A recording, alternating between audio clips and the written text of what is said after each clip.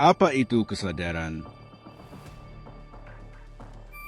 Kesadaran adalah kemampuan individu dalam mengenali dan memahami diri sendiri secara menyeluruh. Tetapi, mengapa Einstein menyebut bahkan realitas hanyalah ilusi, meskipun sangat meyakinkan dan terjadi berulang? Ketika tubuh berhenti, apa yang terjadi dan apakah kesadaran ikut padam? Einstein menyatakan bahwa energi tidak pernah hilang, hanya berubah. Dalam Cahaya Ilahi, Ibnu Arabi menulis, wujud hanya satu dan ruh hanya berpindah bentuk. Maka kematian, ya Allah yang menggenggam jiwaku. Kematian bukanlah musnah, tapi pintu rahasia menuju dimensi keempat telah lama menunggu kita. Lalu, di manakah letak kesadaran itu? Bagaimana prosesnya? Dan apakah ia ilusi otak ataukah cahaya ilahi? Pertanyaan serupa itu sering ditujukan kepada diri kita sendiri sebagai makhluk berkesadaran. Karena itu, kita akan mendalaminya melalui neuroscience, filsafat pikiran, fisika, dan spiritualitas. Dalam sebuah surat belasungkawa kepada keluarga temannya, Miso Besso, Einstein menulis, orang-orang seperti kita yang percaya pada fisika, tahu bahwa perbedaan antara masa lalu, masa kini, dan masa depan hanyalah ilusi yang terus-menerus ada.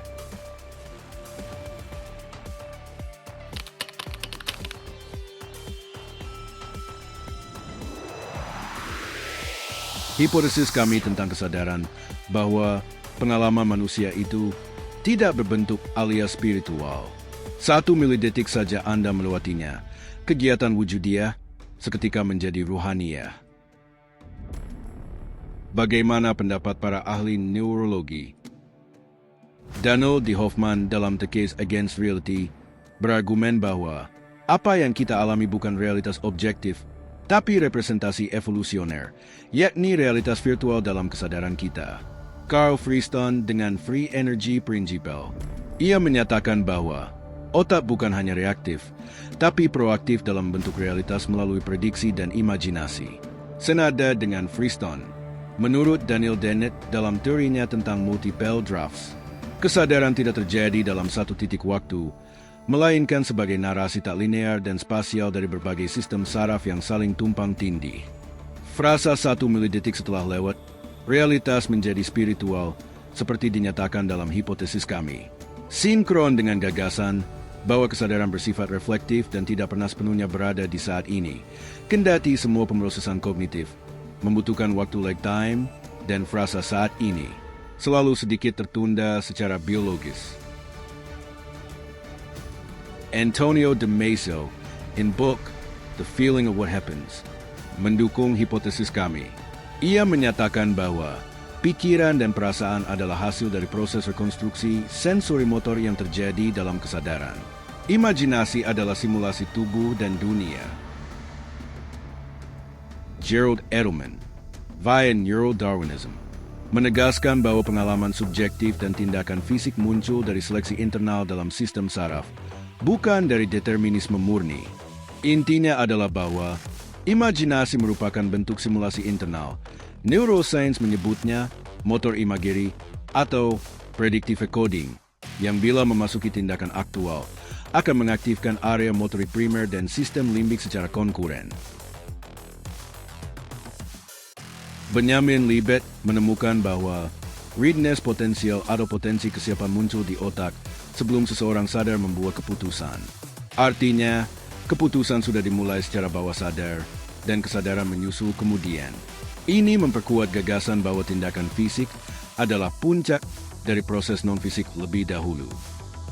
Carl Jung, meskipun bukan neurolog, dalam kerangka psikodinamisnya menyebutkan bahwa semua tindakan dan pengalaman akan kembali menjadi bagian dari arhe atau unconscious integration setelah dijalankan.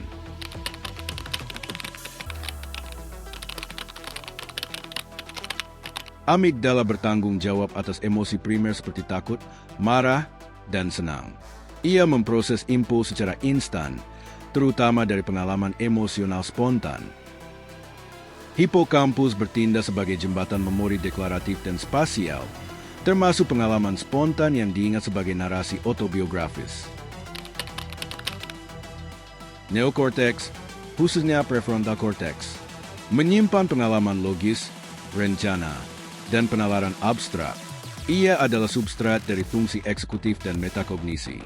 Joseph Ledoux menegaskan bahwa jalur pendek ke amigdala, reaksi cepat, dan jalur panjang ke neokorteks, reaksi terkontrol, membentuk dua jenis kehadiran, instinktual dan analitikal.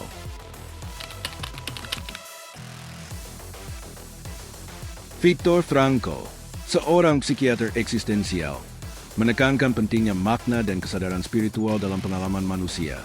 Ia menyatakan bahwa bahkan penderitaan bisa ditransformasikan menjadi kekuatan rohania. Rollo May dan Carl Rogers dari aliran humanistik percaya bahwa pengalaman aktualisasi diri dan kesadaran penuh, fully functioning person, muncul dari integrasi antara persepsi, pengalaman langsung, dan refleksi spiritual. Mihaly Csikszentmihalyi dengan teori flow menggambarkan keadaan kesadaran yang terletak antara kendali fisikal dan kekosongan spiritual, mirip dengan gambaran transisi milidetik hipotesis kami. Dalam sepersekian detik, segala yang kita rencanakan melewati batas realitas dan menyentuh jagat batin. Tubuh bergerak, dunia bereaksi, tapi jiwa merekam. Apa yang nyata hanyalah bayangan spiritual yang menunggu bentuk, dan apa yang berbentuk akan kembali larut dalam pengalaman tak kasat mata. Jatuh cinta, seks, sayang, empati, gairah, dan kepercayaan diri misalnya, merupakan jenis perasaan tertentu yang juga tak berwujud, terjadi akibat kerjasama hormon oksitosin, vasopresin, adrenal, dopamin, dan serotonin, yang bertanggung jawab mengirimkan pesan dalam otak untuk menimbulkan semacam ilusi. When I was in school, I was taught that the brain is the master organ in the body. But what the new science is showing us is that the brain receives the instructions telling it what to do from our heart, the human heart. And this is a relatively new way for science to think. Menurut Greg Braden, sesungguhnya dalam jantung, kemudian disebut kolbu, terdapat memori berisi misi suci ilahiyah berupa inspirasi batinnya spiritualitas untuk memerintahkan otak melakukan kebaikan dan kebenaran hakiki. Jika ia bersih, maka datang dari cahaya ilahi. Namun ketika kotor, rusaklah seluruh tubuh. Demikian hadis Nabi Shallallahu Alaihi Wasallam.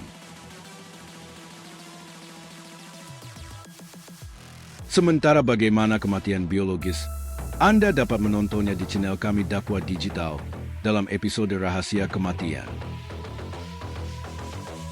Dalam teori Orchestrated Object Reduction, kesadaran bersifat kuantum dan dapat melintasi dimensi, sehingga mati hanya berarti kehilangan bentuk biologis, bukan hilangnya kesadaran secara absolut seperti digambarkan kebahagiaan hakiki di surga dan pedihnya neraka.